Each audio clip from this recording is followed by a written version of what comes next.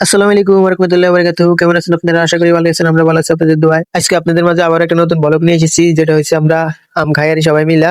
আর এই যে এরা চিনেন, যারা জুম করে দেখাইতেছি হচ্ছে বিখ্যাত কুখ্যাত সেলিব্রিটি, যারা চিনেন অবশ্যই কমেন্টে জানাইয়া দিবেন। যেহেতু আমগুলা বানাই খামু তাই আগে কাইটা নিতেছি, ছোট ছোট করে পিস করে নিতেছি আর লবণ মরিচ দিয়ে বানাই খাইতে হইব। আর আপনারা যদি বানাই খান তাহলে আমাদের মতো খাইতে পারেন, আর যদি তাদের মেশিন আছে, মেশিন থাকলে মেশিন দিয়া কুচা কুচা নিয়ে খাইতে পারেন। অবশ্যই এরকম ধুইয়া নিতে হইব, ধুইয়া না নিলে হবে না।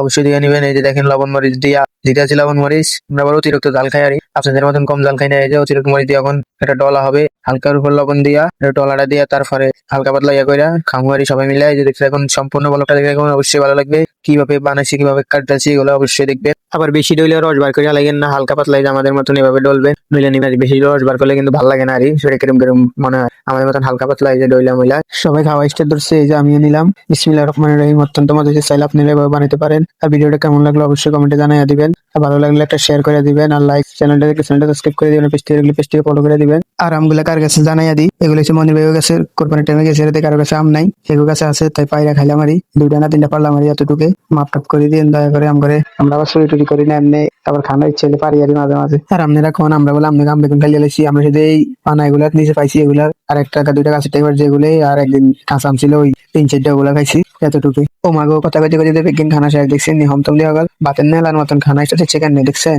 বাপ দাদার বয়সে মনে হয় তারা খায় না কোনোদিনে কিন্তু। আর আপনারা যদি খান অবশ্যই চলে আসবেন, আসলে পাইবেন। আর কোরবানের 12 টাইমে আসবেন তাহলে পাইবেন। ওই যে দেখেন কি মিনি লেলে মাইতে আছে, বাপ দাদা জন্ম খায় না, মনে হয় বিয়ার খানা খাইতে আছে। কতটা মজা হয়েছে আপনারা তো বুঝেই গেছেন। দেখছেন আঙ্গুল গুলো কি মিলে লিখতে আছে। আর আপনারা চলে আসবেন অবশ্যই।